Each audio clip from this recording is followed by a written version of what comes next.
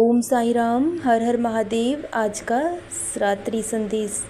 जिस तरह इंसान खूबसूरत दिखने के लिए प्रयास करता है, भरपूर कोशिश करता है, बहुत मेहनत करता है कि वो अच्छा दिखे, उसी तरह उसे अपने मन को भी सुंदर बनाने की कोशिश करनी चाहिए।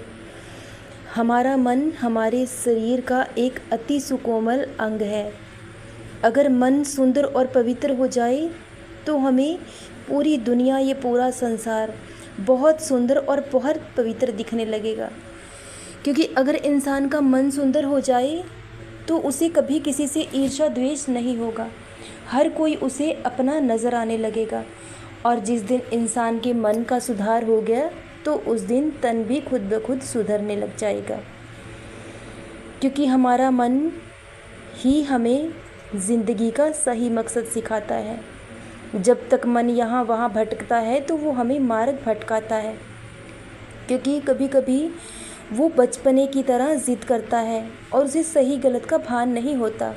लेकिन जैसे एक बच्चे को बार बार हम समझाते हैं, बार बार याद दिलाते हैं कि क्या सही है क्या गलत है, वैसे ही हमें अपने मन को समझाने का प्रयास करते रहना चाहिए। और जिस दिन आपका मन समझ गया तो उस दिन आप दुनिया के सबसे सुखी इंसान हो जाएंगे। और इस दुनिया में इंसान अकेला ही आया है, अकेला ही जाएगा भी। लेकिन एक चाहत होती है अपनों के साथ जीने की। लेकिन कोई भी इंसान आपका कभी न कभी साथ ज़रूर छोड़ देगा, क्योंकि अंतिम सफ़र इंसान को अकेले ही तय करना होता है। जो है आपका साथ देंगे वो है ईश्वर। हम हमेशा दूसरों के प्रेम के लिए तरसते हैं, भरपूर कोशिश करते हैं कि सब हमसे प्रेम करें, सब हमें अच्छा कहें। लेकिन भगवान हमेशा हमसे यही कहते हैं कि वो हमसे प्रेम करते हैं, लेकिन हम भगवान को तो याद कर ही नहीं पाते।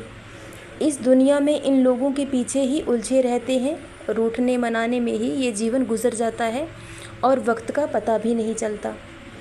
अगर हम ईश्वर को याद करते हैं, एक कदम ईश्वर की तरफ बढ़ाते हैं तो वो 1000 कदम हमारी तरफ बढ़ाते हैं। ईश्वर हमें संभालने के लिए हर पल हर घड़ी तैयार है।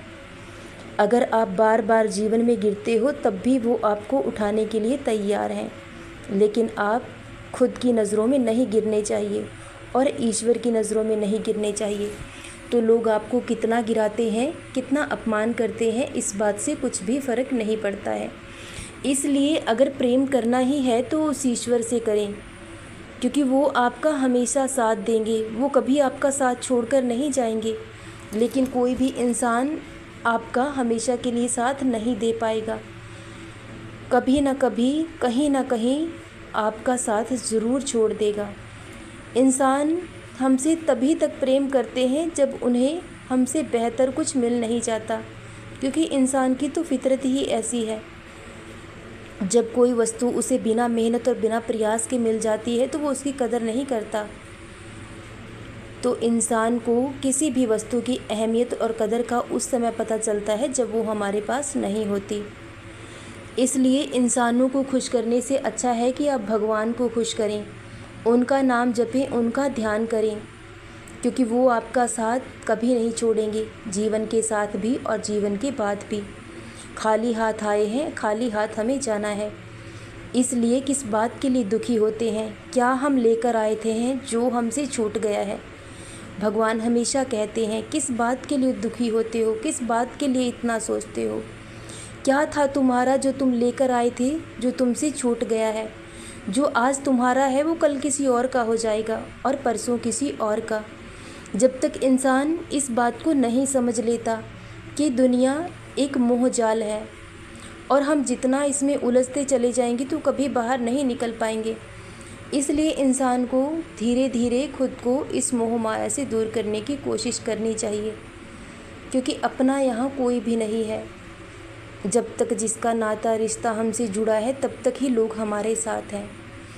जीवन में लोग आते रहेंगे और बिछड़ते रहेंगे, क्योंकि ईश्वर ही मिलाने वाले हैं, वो ही बिछड़ने वाले हैं।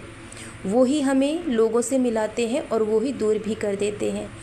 इसलिए जो ईश्वर ने हमें दिया है उसमें खुश रहें, प्रसन्न रहें, संतोष करें। और जो नहीं मिला है उसके लिए कभी दुख ना करें, क्योंकि जो आपका है वो आपके पास ज़रूर लौट कर आएगा, लेकिन जो आपका नहीं है वो चाहकर भी आपको कभी नहीं मिल पाएगा। उस ईश्वर के फैसलों में सदा सहमत रहें, और प्रेम करना ही है तो उस मालिक से कीजिए, क्योंकि वो आपका साथ कभी नहीं छोड़ेंगे। और अगर आप ईश्वर से मन लगाते हैं, आप उनके चरणों का ध्यान करते हैं, तो वो आपको इस जन्म मृत्यु के चक्र से सदा सदा के लिए मुक्त कर देंगे, इस भव सागर से सदा सदा के लिए तार देंगे, और आप फिर इस जन्म और मृत्यु के चक्र से मुक्ति पाकर मोक्ष पा जाएंगे। और जब इंसान को मोक्ष प्राप्ति होती है तो उसे ना तो कुछ पाने की इच्छा रह जाती है, ना कुछ खोने का भय होता है। उसे अपने जीवन का उद्देश्य मिल जाता है, और वो है उस ईश्वर के चरण। उनका ध्यान करें, उनका नाम जपें, और इस भव सागर से सदा सदा के लिए मुक्त हो जाएं। उस ईश्वर को हमेशा याद करते रहें, उनका ध्यान करते रहें, उठते बैठते किसी भी अवस्था में आप उस ईश्वर का नाम जपें। चाहे आप किसी भी रूप में भगवान को मांगते हैं, ईश्वर के अनेक रूप हैं, लेकिन परम पिता परमेश्वर एक ही है। तो आप उस ईश्वर को याद कीजिए, वो आपको इस भवसागर से ज़रूर पार उतार देंगे। सदा खुश रहें, सदा जपते रहें। ओम साईं राम, हर हर महादेव। शुभ रात्रि मेरे बच्चों।